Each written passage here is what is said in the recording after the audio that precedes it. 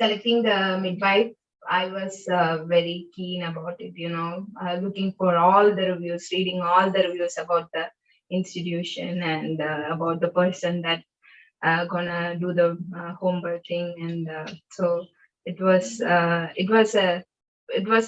hard research,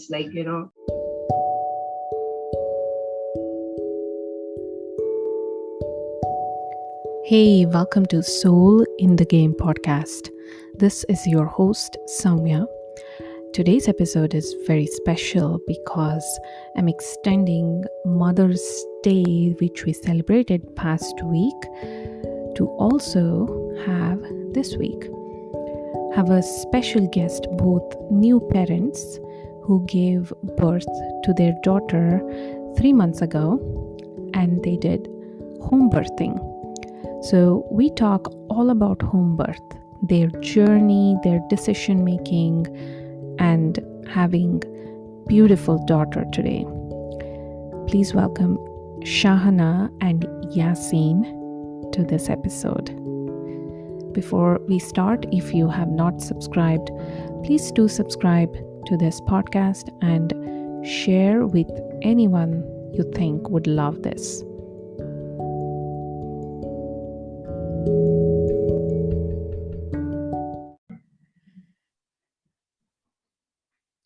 Okay. Hi, Shahana and Yasin. Welcome to Soul in the Game podcast. So, this is a very special episode for Mother's Day month or week. And I'm very, very honored and also very excited to have you both of to talk about motherhood and parenthood. And especially you, Shahana, just gave birth. You're still in your not even 3 months, and you did home birthing, and I'm all excited to talk about that. So thank you. Thank you. Thank you. It's our pleasure. Thanks for having us on. Yeah. So how is your almost 3 months, right? 2.5, more than 2.5 months. How is it going now? Very well. We are really enjoying the journey. So far, so good, I could say. So the sleeping and all the routines are set now, right? Like poop routine or feed routine, or is it just you just let the baby decide? What's your strategy? Yeah, actually, we let the baby decide, but she's pretty good. She sleeps in a stretch for 5 hours. So we are good.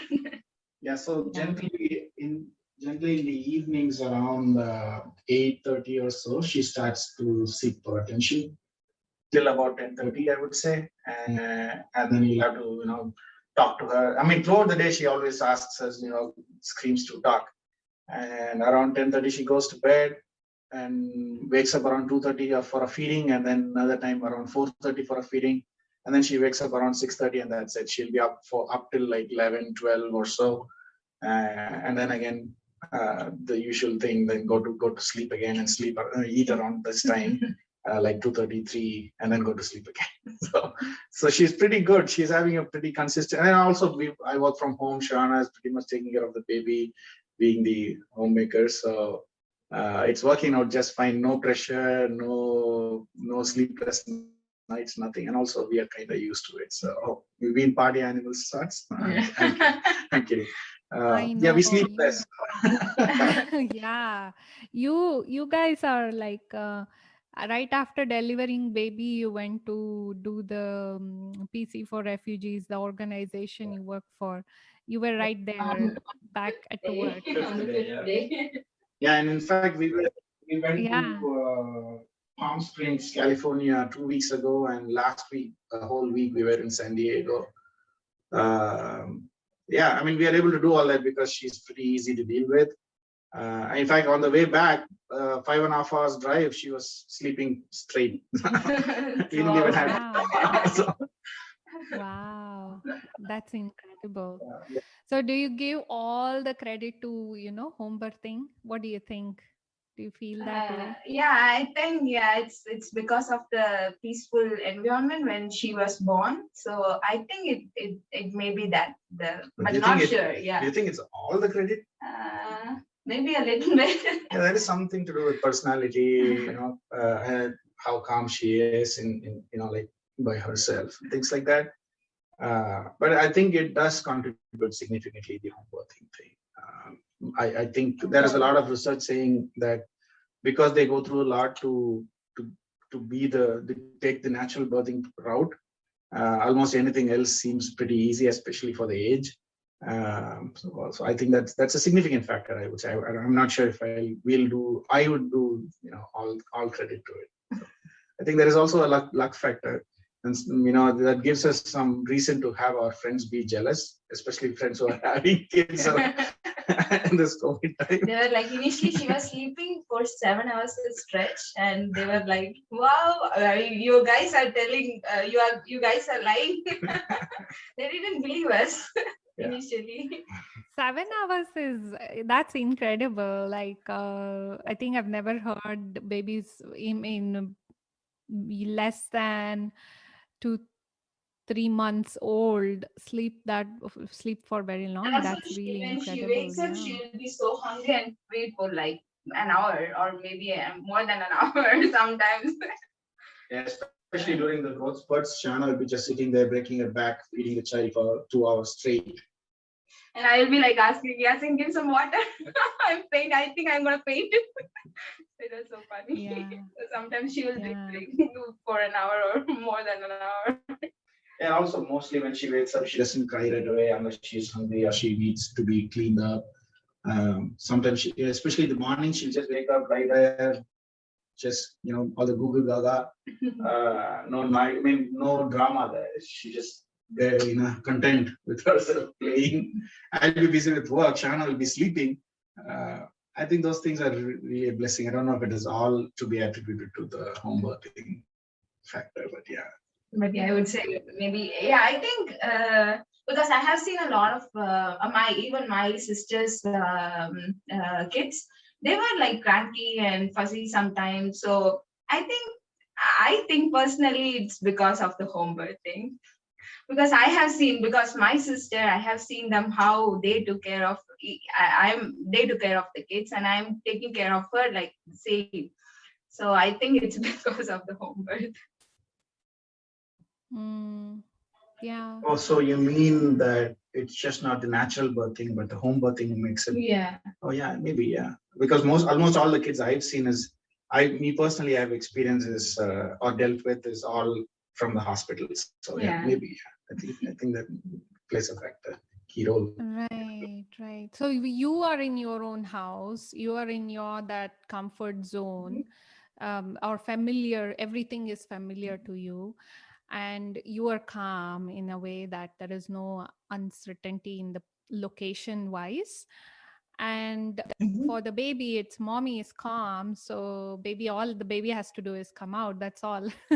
So baby is focused on just that work, and then you are focused on just getting the baby out. And yeah, that is I think, I have seen my friends as well.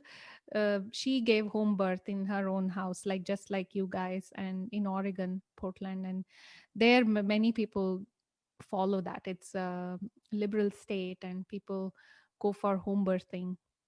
And I remember she's also extremely calm and thoughtful, and yeah, it makes so much sense. And I would think, why don't people go for that? Why do you think?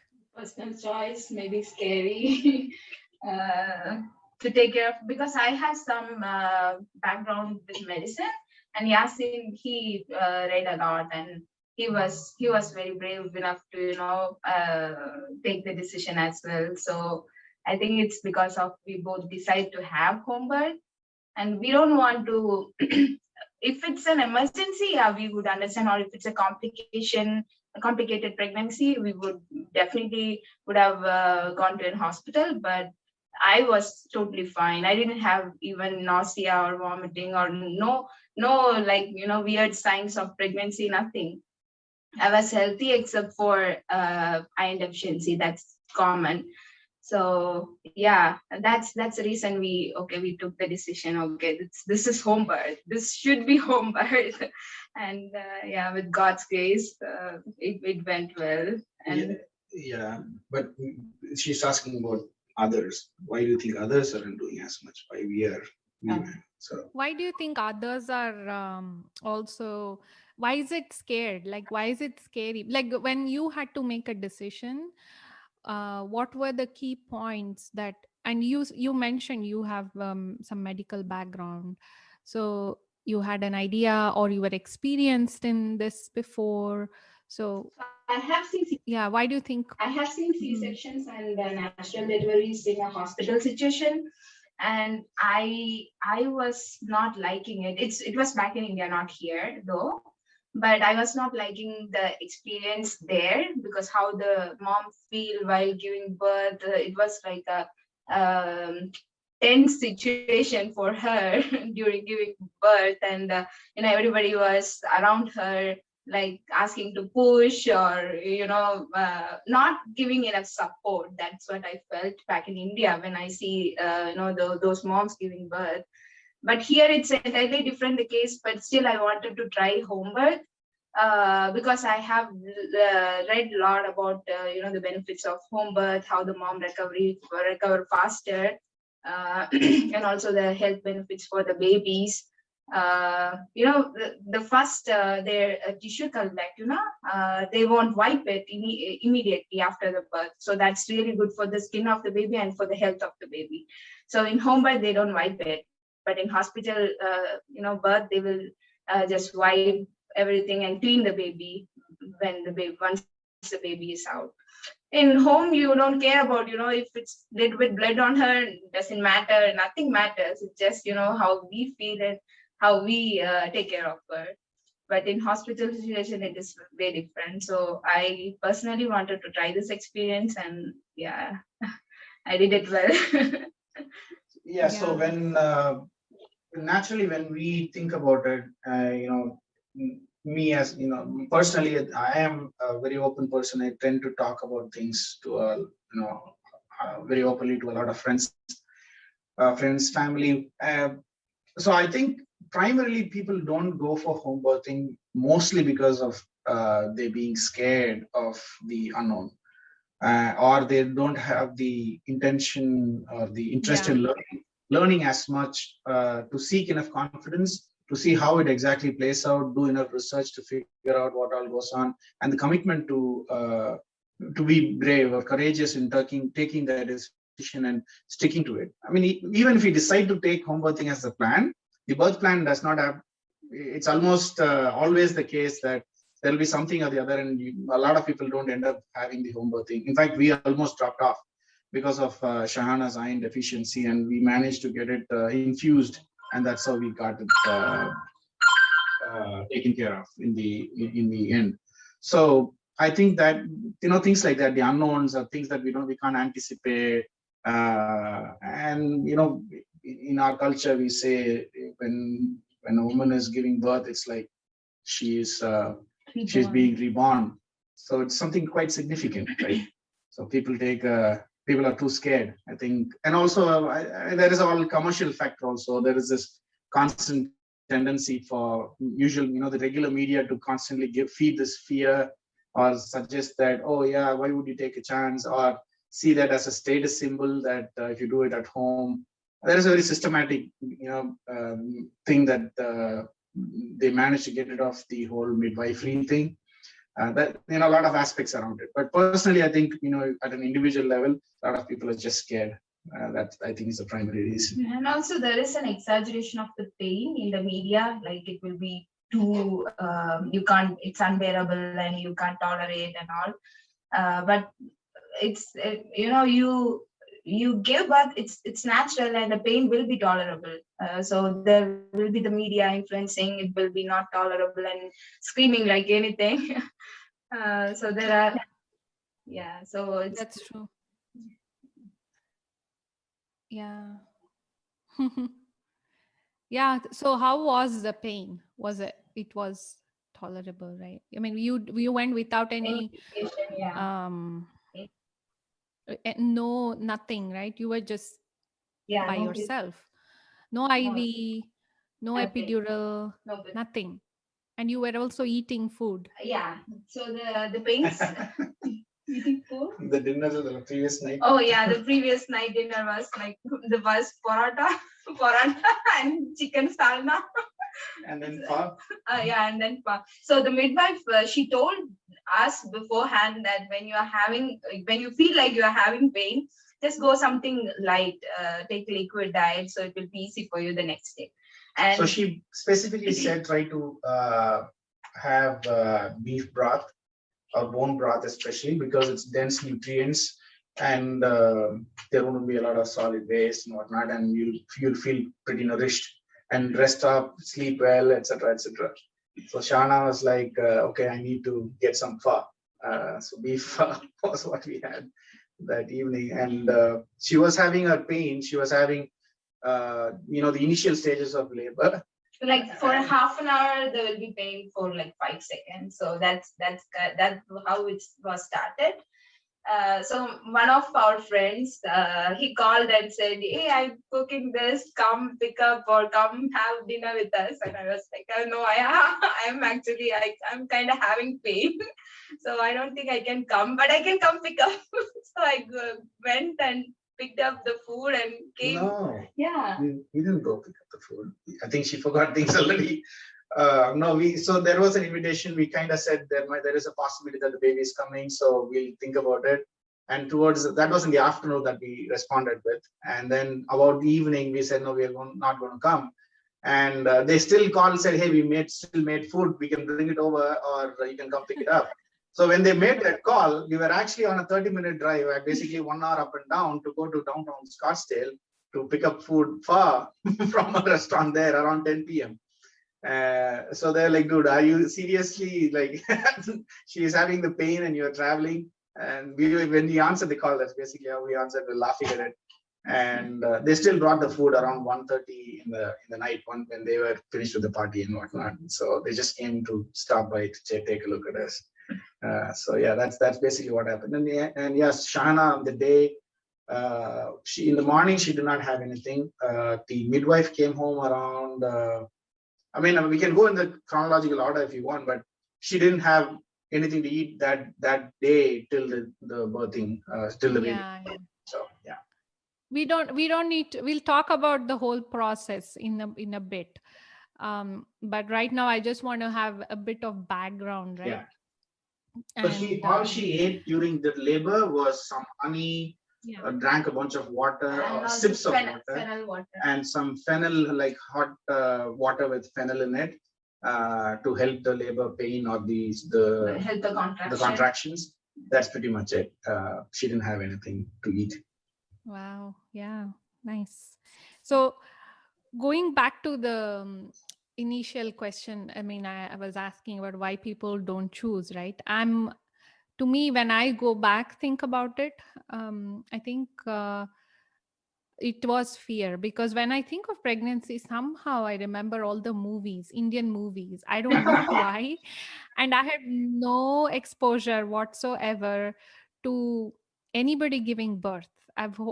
Only held a baby probably after a day, like on the day after like few hours of delivery, and in the hospital always, majority of the time. And that's the norm. I no exposure to anything else whatsoever. So there was not even a question of me thinking like, oh, is there another way we can do this? So that's the only way. I had no other idea. And when I think of heard about people giving birth in different ways, it's a shock to the system. It's like, oh, you can even do that, and is that even a possibility, and why would you do that? Because you're like always thinking of one norm, and then the other is like, why would people do this? But I think eventually I learned that that's how people have always been giving birth. And That's one of it's like a skill we have, because naturally all the animals give birth, and it's coded in our DNA.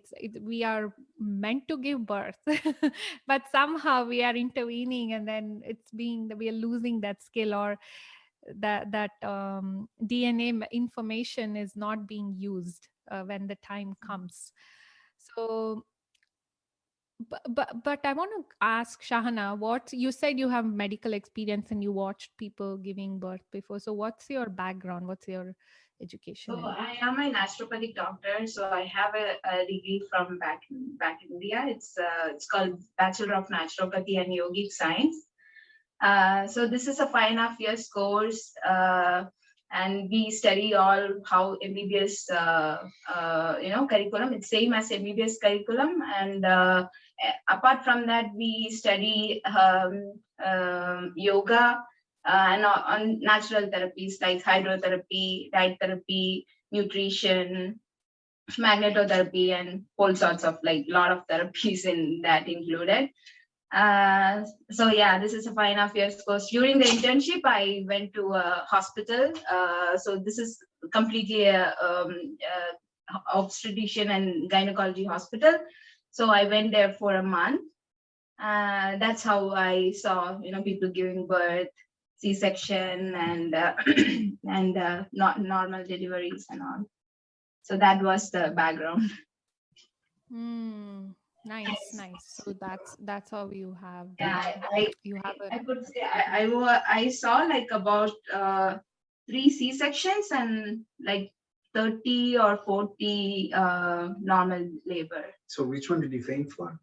C-section, for the first C-section. Yeah, so for that first time in the operation theater, and there was a C-section in progress, she as a student there was just standing there watching, right? And she just fainted apparently. So she was just a little dizzy, and the doctor, whoever was doing it, she was like, "What's up? What's going on? I'm a little dizzy, feeling lightheaded." So it's like, "Okay, just fall down." So he just fell. She just fell on the floor apparently, and then when she woke up, nobody was there. She was just there lying down by herself, and she walked away. So yeah. Wow. Yeah, so her first experience watching something was with the fainting. So yeah, for the first C-section, I did faint. Wow. Yeah. I think I haven't watched any C-sections. I went through a baby birthing course. I think I watched. They always put a screen, right? You can't see when they are doing the C-section part, and you just have to visualize or imagine what's going on there, rather than actually watching. And the all the focus is on crying and the mom in pain, and how things are so miserable during that time. It's just a temporary pain, and naturally everybody, all the living beings go through that, giving birth. So so yeah, I think the narrative has to be changed, and we need more people like you who can demonstrate that this is possible, this is doable, and have more babies who are naturally born and calm and peaceful in our world. That's what we Yeah, need, right? absolutely. And I think it is, like you rightly said, it's possible. It doesn't mean that it is viable for everybody. I don't think everybody can do it. Even if it is natural birthing, it's probably safer to do it in the hospital for a lot of folks.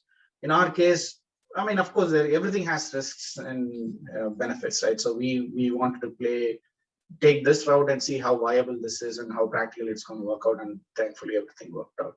But I can see a lot of cases where it might not be very practical for them to do home birthing. But I think they should still strive to just do natural birthing instead of doing, going for a C-section or just doing any sort of intervention in terms of pain medicine or any, whatever shots, all sorts of pitocin, epidural, whatever. So I think those things are kind of commercial stuff, but what you said is right. It's quite possible. If we can, most people should be able to. Yeah. Yeah. So how was the day? You talked about bit about the previous day. So how was that day? How did you sleep that night after you ate, or Shahana, were you I think awake? How did yeah, it I go? think I slept for like 2 hours. That's it, and the pain started getting intense, so I couldn't sleep after that.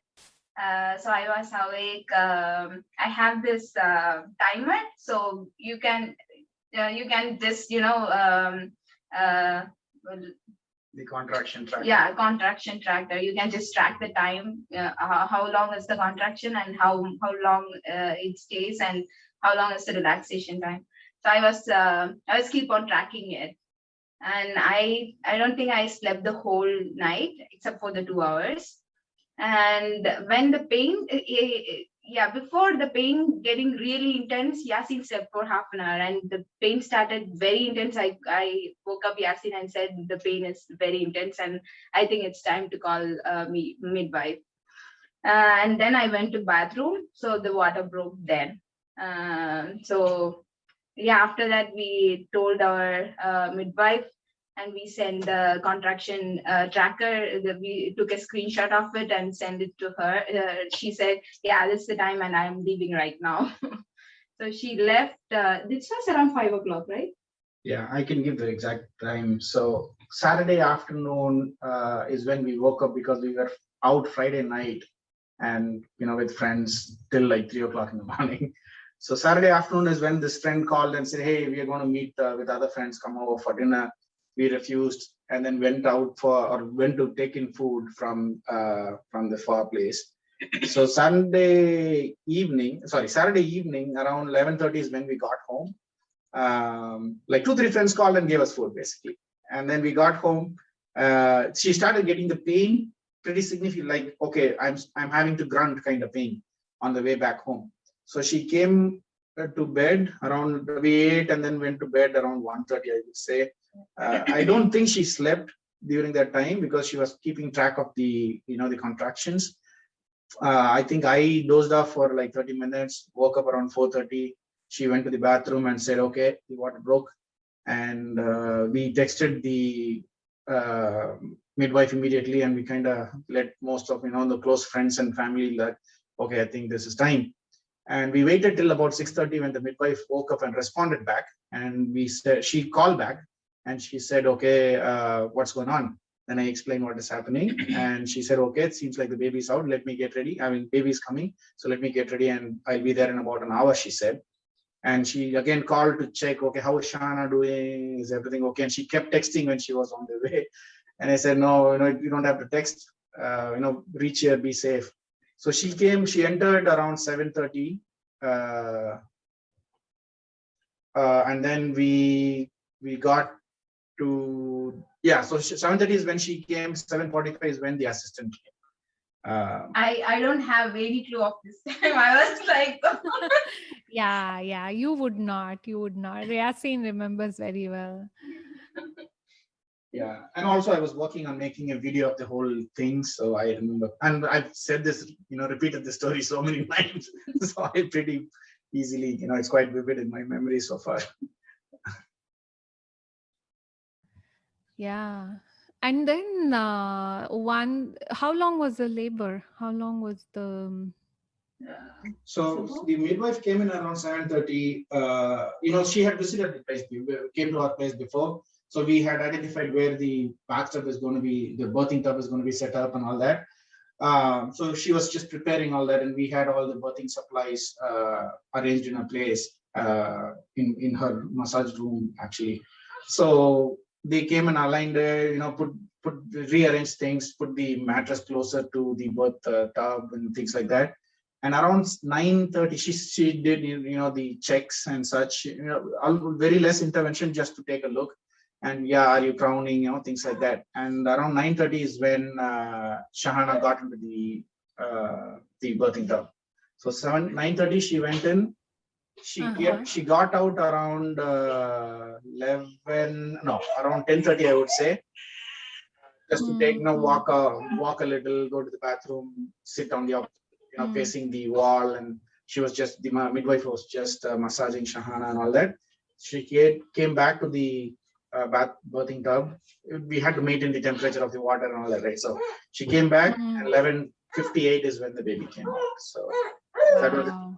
and then 11:58 the baby came out. The child, I mean, they had to immediately, like the next, within a minute or so, they made her, the baby and Shahana come out of the birthing tub, and we went to the, she laid down and try, do the latching and all that stuff, take care of Sure, the, sure. Yeah. and then the placenta was taken. So 3:30, everything was clean. The whole place was back to normal. They, Wow. they did the laundry. They did everything. They made Shahana take a shower. They left, said bye bye, and 3:30 we were just by ourselves, waiting for our friends. Wow. Wow. Wow. No hospital beeps, no in and out nurses coming in and out, all those. I remember those sounds at night on checking Oh and wow, all yeah. those things. Yeah, absolutely nothing. We had music playing in the background. We had some Om chanting for some time, and the Quran playing for some time, especially after the birth of the baby. And we had Ilayaraja instrumental, A.R. Rahman instrumentals, what I was playing in the background. Only person who came in was in the afternoon, around 1:30. One of my friends, she came. She was getting sutured by then because there was a little bit of tear. One of my, like, through 4 or 5 friends of mine came, but just one came to the door to leave some food for us, and that's pretty much it. No pulling screens, nobody coming in, going out, no pads, nobody screaming at each other or whispering, nothing. It was pretty chill. And we were sitting and actually just chatting with each other. She'll just be sitting there going through the pain, and we, the midwife, the assistant, and me, I was just making videos, attending all the phone calls, chatting with them, asking, "Are you guys not hungry? What did you do? How was your birthing experience?" And during, even when I was in the tub, I remember asking the midwife, "Do you want something to eat? Or I have some snacks right there if you want to grab it." Yeah. So it was really. She did get some banana bread that Shahana had made, but they were very super helpful. And of course, this is more important than anything else. So they were like, "No, no, we are here to care for you. So don't keep, don't be the usual, hospitality thing. Just take care of yourself." Is what she kept repeating, reminding us to not worry about them not having food or stuff. So it was pretty good. That's very sweet. Yeah. So the total thing, the number of people in the house was just, including Shahana, it was just 4 people. So apart from the mom, it's just 3 people taking care of her. We could have had a doula. We didn't. Shahana said, "I think you'll be fine." So I mean, she had faith in me. Yeah. So this is it. It was pretty straightforward. Yeah. That's awesome. That's very nice. Yeah. I did watch the video and it was very what's the right word? I don't know the right word actually. Very hard touching and very it gives energy to the spirit, a very positive way. It's so beautiful to see calm, and the mom was so calm and baby came, and then even Inia, the baby's name, she didn't cry after so many seconds, right? It's incredible, very Laughing very and peaceful, very yeah, calm. for 2 seconds she was like didn't cry. She was like Alone. looking She was just around, and she didn't cry. She wasn't smiling or laughing, but yeah, for about 5 seconds is the first cry, and that's Yeah. it. She was just peaceful, and she was looking. Everybody was like, "Who are you, dude? Why are you holding me?" Yeah, and birthing is one of the biggest milestones for mom and as couple, for you both, and then because you're entering parenthood. So how was it for you, like before your expectations and reality, how you see that, what you expect and what's in reality? I think your reality was much more beautiful than the expectation, right?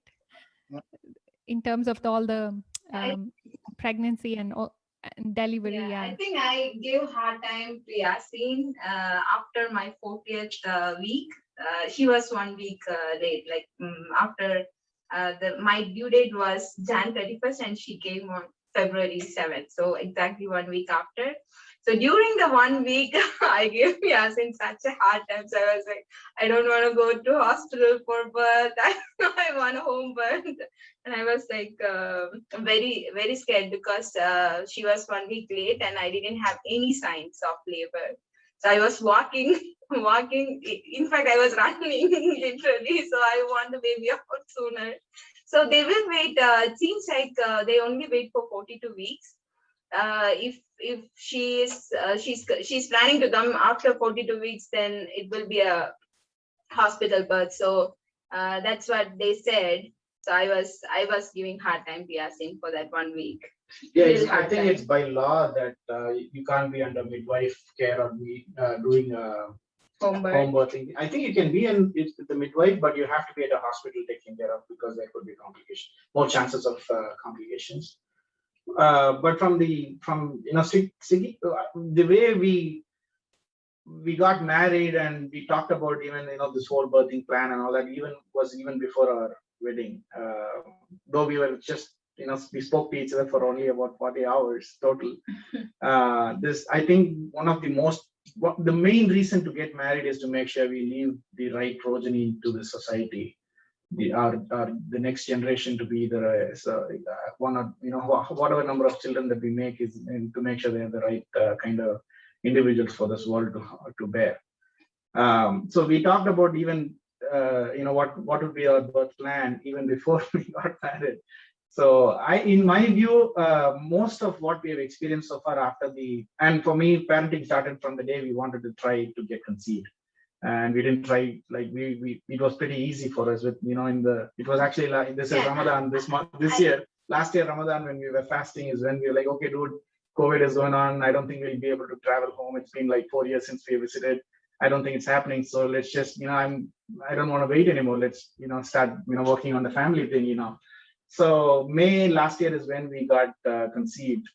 So since then, the moment we started to wanted to, or even the reason to delay was we made a decision that before the wedding, we decided that we'll wait for 3 years to make sure we are going to be there for each other throughout the life, right? We can tolerate each other basically.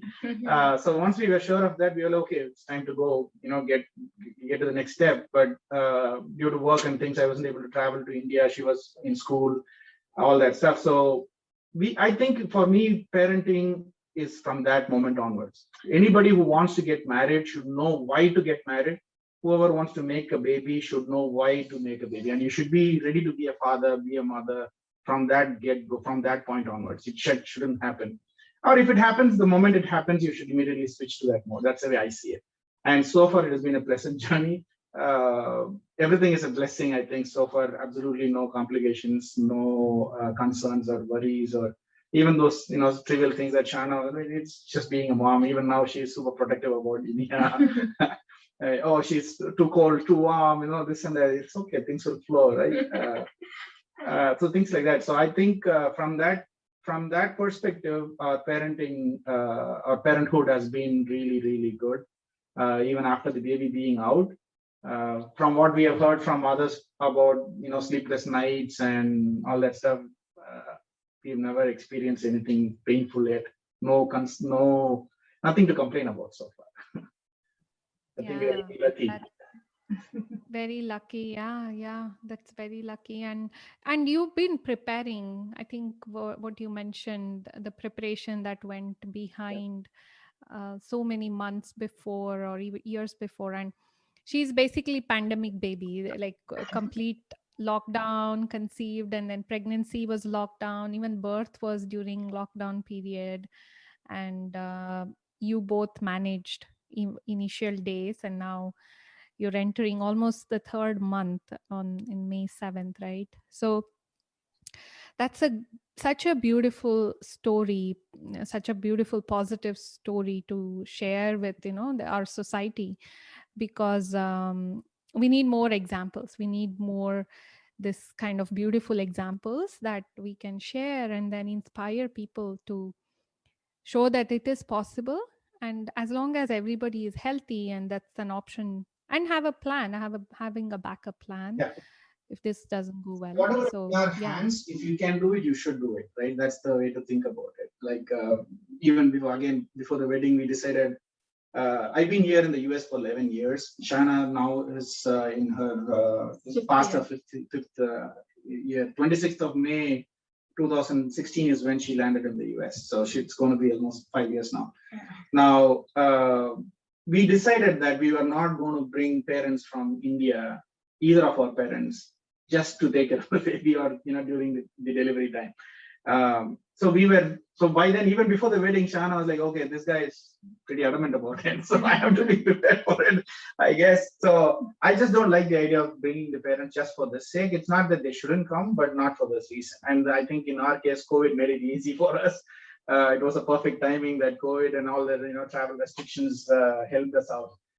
If not, they would have probably like, if we'll come and take care of it, all that stuff. So I think if people here in the US can do it, and in fact, in the COVID situation, a lot of families are doing. A lot of couples are taking care of kids, newborns by themselves. So if they can do it. If there are a lot of people doing it, I think we can always plan for that. And the grandfathers and grandmothers can just come to have fun and not be the caretakers, right? The caregivers. I mean, so yeah. We had a detailed plan. We had a lot of learning to research and read about the types of midwives. What will they do? What are the hospitals? Why to go to the hospital? And then we play devil's advocate. Debate with each other. Like, why would you? What is that you did research and found that is better to go to a hospital for? Why did you not think about this? What's the cost factor, the insurance factor, all that stuff? A lot of things came to the equation. Yeah.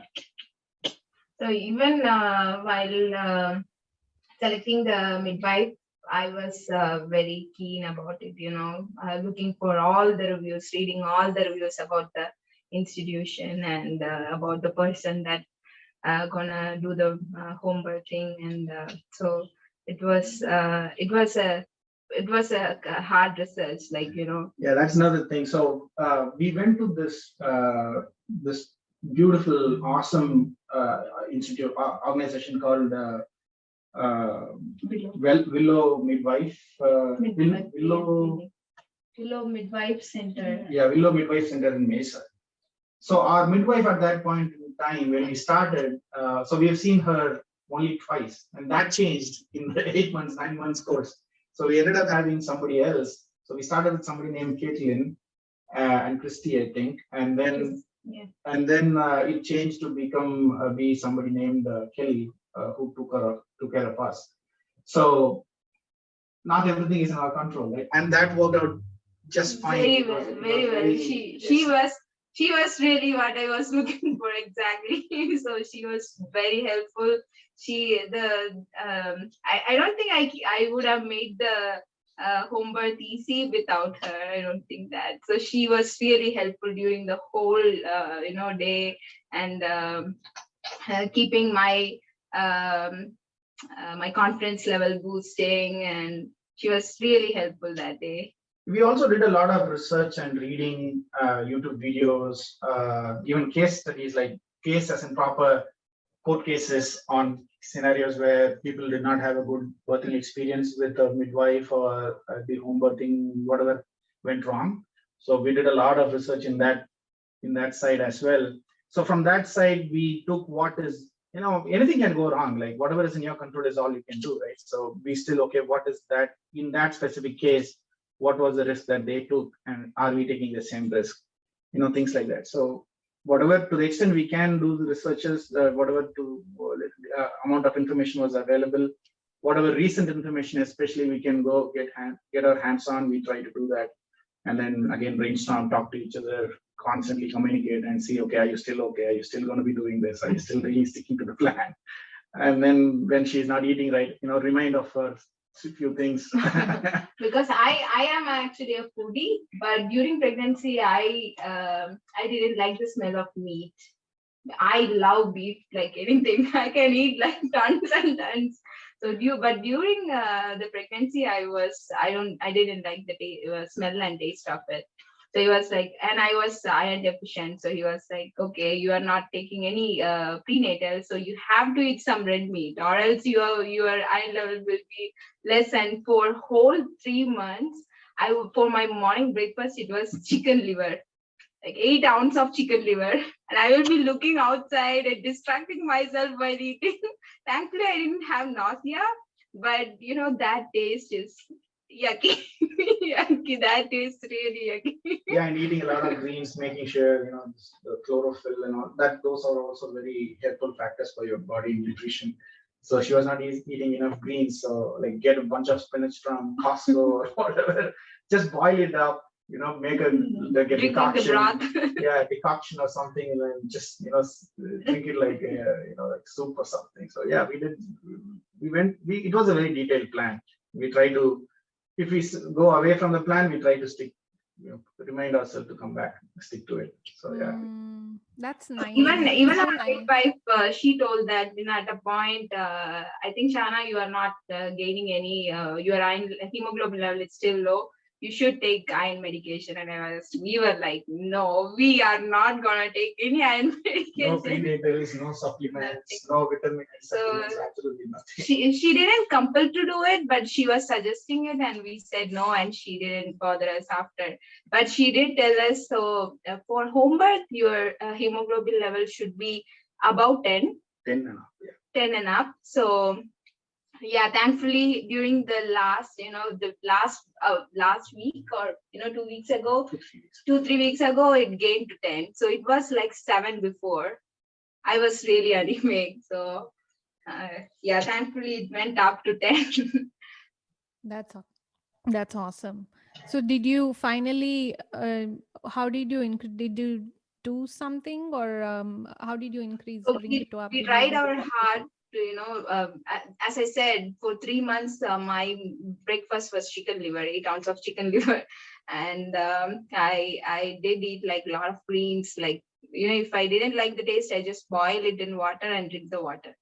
And a lot of veggies, fruits, everything, but nothing helped because they didn't do any tests, but they were thinking that might be something with the absorption. So there will be some problem with the absorption. That's why you are not getting enough iron. So we ended up getting iron infused to make it up to 10. Yeah, so the midwife asked us to. So yeah, Shahana was doing this quail eggs, like a dozen of quail eggs first thing in the morning, and then eating every one, popping in every few hours once, and things like that. So quail eggs, red meat, as in beef, all sorts of things, and but ultimately nothing helped.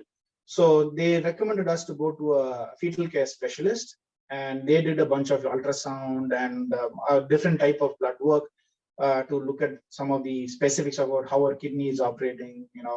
Is it giving the, I don't remember the name of the erythropoietin. Yeah, so are there proper hormones being generated so that released so that the bone marrows can be triggered for the proper generation of red blood cells and things like that. So ultimately, after a long, that doctor, he is really experienced, like really, like he is probably in his 60s, late 60s, I would think. Yeah. And he was very supportive as well. He said, yeah, what you're doing is right. Getting it through food is right. You don't have to take supplements. Supplement make your life miserable, causes a lot of side effect, blah, blah, blah. So he was super supportive, and he was very appreciative of all that Shahana was doing. And our midwife was actually shocked. She thought that he'll just write them. She was not able to push us to take supplements, so she believed that our this specialist is going to try and do that. But he was more supportive for us. So he's like, okay, then let's try it. And it still didn't help. So I think something to do with Shahana's GI is what he was thinking at that time. So ultimately, it never came up. It was in fact going, as the pregnancy progressed, it was going backwards. Down. So it was like 8.6 at one time, and then it became 7.2 at one time. Like, okay, this is getting worse. So, and then we are constantly increasing, so much red meat and whatever is going to help the blood generating. There is all this. We didn't take supplements, but it's just food. So ultimately, we ended up going to a hematologist recommended by the fetal care specialist, Dr. Blumerick. And we went to this hematologist, Dr. Kanuja, And she said, okay, there are two ways you can take the supplements or the infusion. I think at this stage, infusion is better for you. So the specialist actually, fetal care specialist, he actually just recommended infusion. So we just did, I think it was like 4 sittings of blood infusion or the serum infusion, whatever, iron infusion. Yeah. And that's it.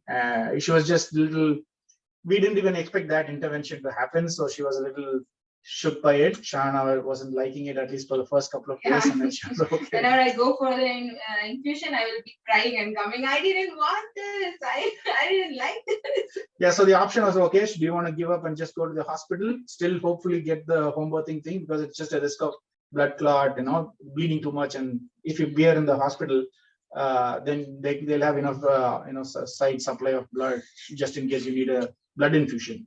So she was like, no, I still want home birth. Okay, then you don't have a choice. Sit through this. Like 4-5 sittings of iron infusion. So she didn't take it through her mouth, but directly through her veins, I think, and it worked out just fine. We got it more than 2 weeks before the delivery, 3 weeks before the delivery. So at the time of delivery, it should have been even more than that. Nice.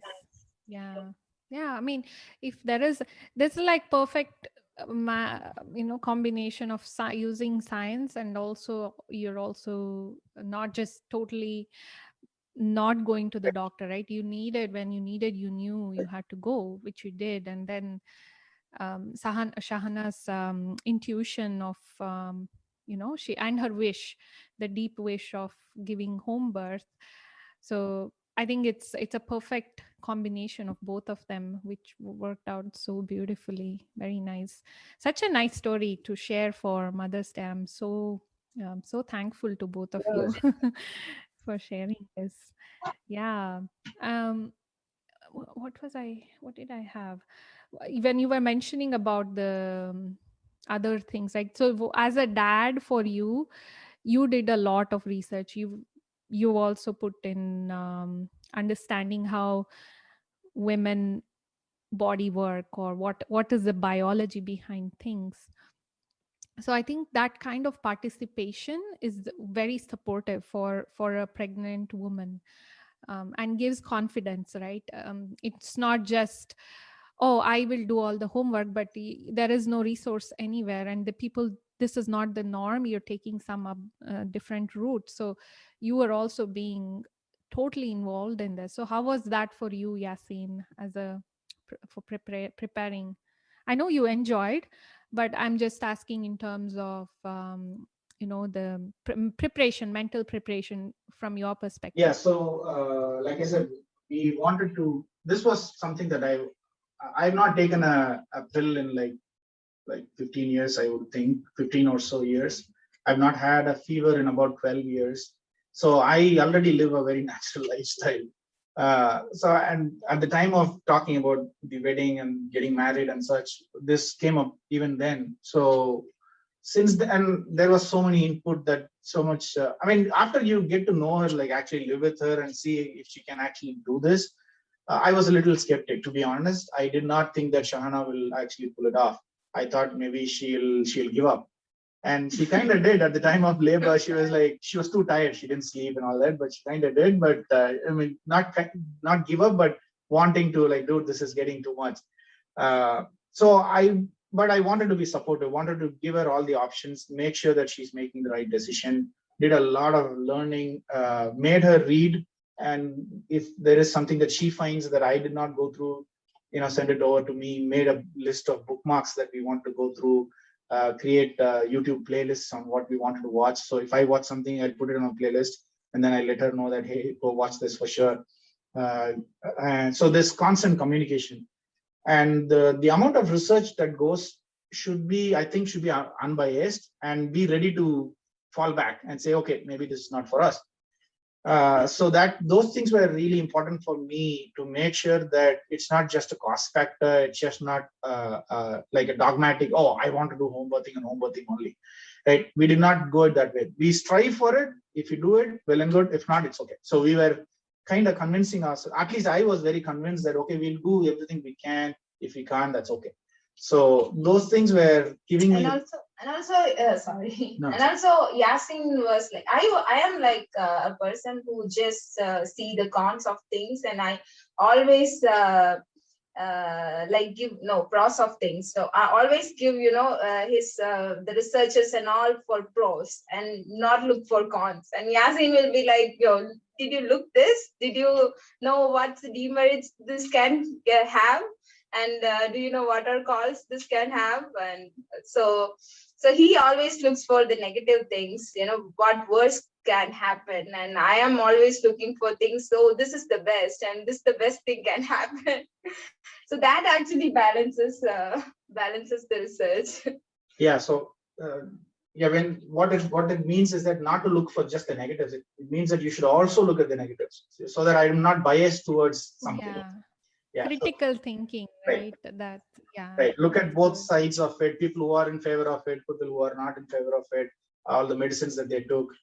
We watched a documentary, the cost of birthing, the business of being Yeah. born. There is this documentary called The Business of Being Born. It talks about how midwifery came to be and how it was kind of eradicated by the modern, the hospital system, the medical systems, and how it's actually trying to come back, and what are the shortcomings of the traditional way, or at least the norm of the day today, things like that. So yeah, for me, from somebody who learns a lot, somebody who is actually very interested in learning about everything that I don't mind learning about. It was very easy. It was very interesting to look into. I also learned a bunch of things that I had no clue about in terms of delivery. What would be the stages of delivery? I mean, I watched videos, all that stuff, but when it comes to actual day of delivery, what would be? So we didn't go to a parenting class or anything. We didn't go to a birthing class. Nothing of that sort. It was all learning online. There are so many YouTube channels which do proper courses online. Of course, with COVID, it was not even a practical thing. Even our midwife, the center had their own content online. So that was there. So and also when I would go to for midwife meeting, we will make sure we will spend like good an hour hour of sometimes 2 hours. Yeah. Yeah. So we ask questions and she explains it very well. And yeah, those constant interaction that goes about 2 hours. So and sometimes we will be like, oh, you are getting late, and Yeah, you should leave. and we had no reservations, no reason to not ask any questions. Anything we were thinking about, like, is it okay to shave? Simple question. So we do our research and then go ask our midwife, and then based on that we'll come back, do our research again, things like that. Something very trivial, like, okay, dude, you don't even have to ask this, right? But still, it's okay. Let's find that. Is it okay to sleep on this side, whatever it might be. We didn't hesitate at all. And one time when Shahana was actually craving tuna sandwich from Subway, and she was complaining for, like, basically craving and wanting it for like Bad. 2-3 weeks. And one Tuesday, pregnancy craving really bad. yeah, one Tuesday I was busy with work. She was constantly pestering me, crying, basically, like crying, bawling her eyes out. I was like, dude, why? if you're so desperate, it's okay to take that risk. Go get that. Right? That's more important, to be more emotionally strong. So I said, okay. And she's like, no, it's bad for the baby. There is listeria risk and all that. I was like, it's okay. Then say, okay, if you want to give it a shot, send a message to the midwife and let's see. I know what they're going to say, but if you want to do it, if she says yes, go for it. Are you going to go get it? So ultimately, she sent a message and there was a response back like, yeah, there are some risks, but you can go ask for them to put it at a certain temperature, whatever. So go for it if you want to. It's up to you to do it. Obviously, naturally, that's what they'll have to say, right? And then she ultimately didn't go to Subway, but went to a different place, Shiva Hut, I think, and we got it from there. So things like that. I mean, being supportive, understanding, and making sure we are going out a lot. Even during COVID, we were by ourselves or with the close friends that we were. We went out enough to spend time with each other, be with family, things like that. So that coming from big family with a lot of people for her back in India, it's just me right now. So I didn't want her to feel that way. Made sure that we are with others as much as we could, so that she feels like, there is enough people around me, and also the baby in the womb can hear different languages, different people speaking voices and things like that. So a lot of research, a lot of practical execution as much as we could. And we were pretty confident and comfortable with whatever we are doing. We did not push ourselves to, even though sometimes it was quite intimidating that some of the doctors were like, no, you're this, you need to take supplements. Like, no, I don't.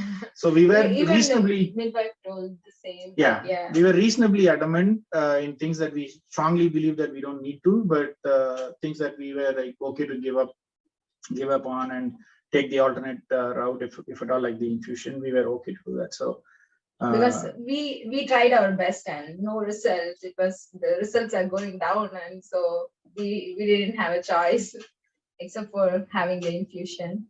Yeah, so for me it was an absolute pleasure. And also Shahana was very supportive as well, very understanding. Sometimes she'll be cranky. No, I don't like to blame it on the hormones and whatnot, but sometimes she'll just feel low and she has this tendency not to tell me. So I'll read her mind or try to give her, basically poke it and tell, okay, is this why you're is that the reason? This is because of this you're sad. So yeah, it was the pregnancy journey was really good. The postpartum was kind of hard for me because the body is recovering, and I wanted more like I didn't think of the postpartum will be this hard, but yeah, I couldn't explain how hard, but it was like more than what I thought. I think I didn't research much on postpartum. Yeah, in fact, her she ended up developing because of we talked touching base when we touched base with the hematologist again after the delivery. She suggested to take the supplements again. So she was like, okay, let's do it. So she took the supplements and ended up getting constipated, and because of that, yeah, I ended up getting hemorrhoids. So her pain of the hemorrhoids was more than the pain of the delivery, is what she says always. So I was telling Yasin the other day, okay, I think I can have like 10 babies at home, but I don't think I can tolerate this pain, the hemorrhoids pain. Wow. Yeah, that is painful. That's definitely painful. But I think it's part of the. I think most of the people get it, right? Or is it? It's common process of the I biology, like talked to our body. who had done normal labor. Most of the people they do have the symptoms like hemorrhoids. But for me, it actually initially I was fine, but after taking the iron pills, then after that I got the hemorrhoids symptoms. Yeah, so after the delivery on the 5th day, we were out and about. She had sutures on her. She had to get a couple of stitches. So she was not supposed to walk around or stand for too long, go to the kitchen and things. So I was taking care of stuff, and all our friends around, you guys, brought in food and all that. So we were pretty covered. And once she was fully, and even on the same day, she was walking around still technically. But then 2 weeks after is when she started taking the tablets, and that's the misery is only after that. So technically speaking, it was not the delivery at all. It was just a bloody supplement. So Yeah. What was a supplement? What was it? A It's type of tablet, or a what was it? tablet. It's an iron tablet. Is it like a brand, the regular brand you get in the The store? usual iron tablet, you can get it from the pharmacy. The red pill.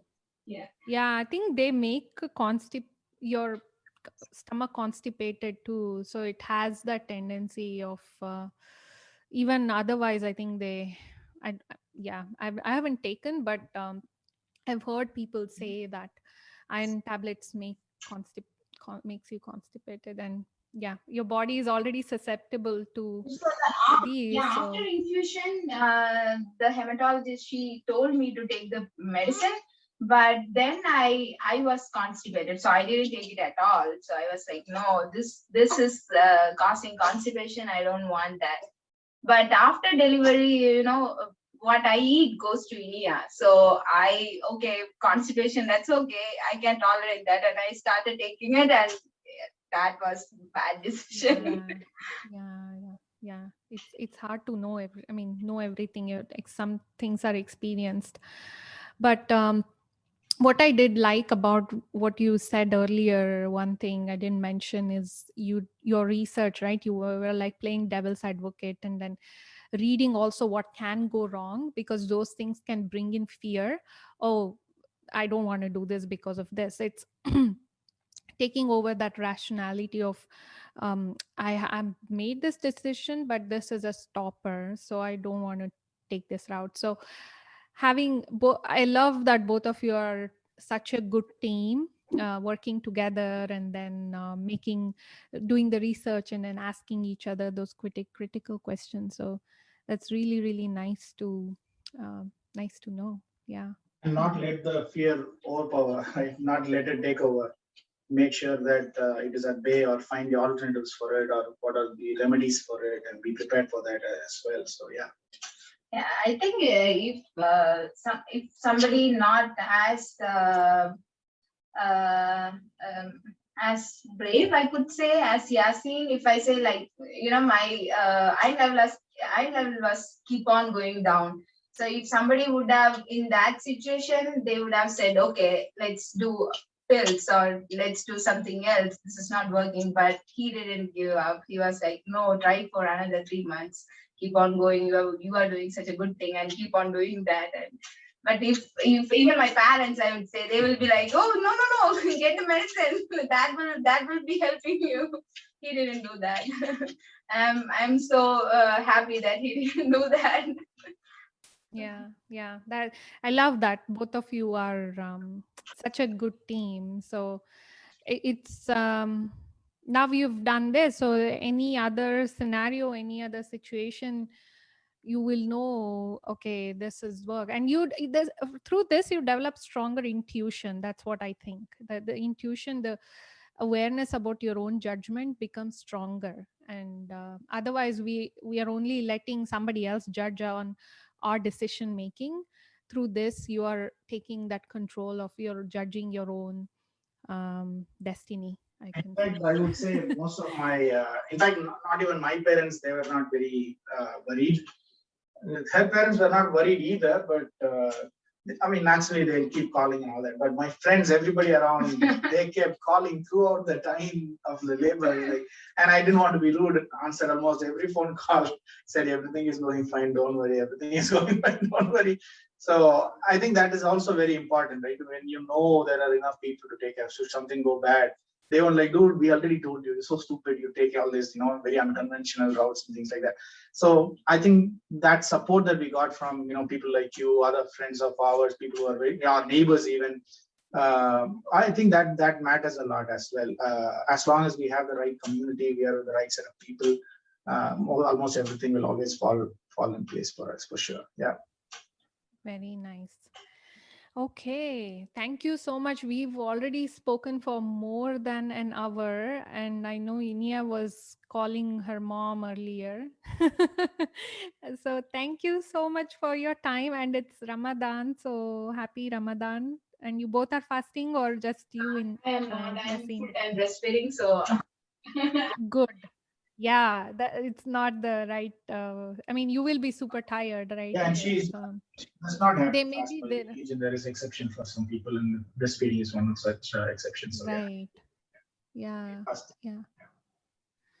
Good. I think all the religions, when we do this fasting, pregnant women, they consider that, right? Or pregnancy, and also postpartum, the what is it? oh, New mothers, new moms. I'm trying to think. I know Kannada word is coming out, so I'm like, no, no, no, no, no. I need English. So yeah, thank you both, Shahana and Yasin, and Inia too. So thank you for sharing your story, and I love to share with everyone and inspire people, and share positivity. That's all for Mother's Day. So happy first Mother's thank Day. you. Thank you so much, Soumya. This was very nice as well. This, with you, it's my second podcast, and thanks again for the opportunity. And I hope this inspires people, or maybe makes them give give enough confidence to look at the alternatives. Hope it works out for them as well. Our wishes and prayers. Thank you. Yes, yes. Thank you. And ask questions. Just ask questions, not take it for everything for Yes, as sir. is. Yeah. Yeah. Asking questions. Yeah. Yeah. Thank you.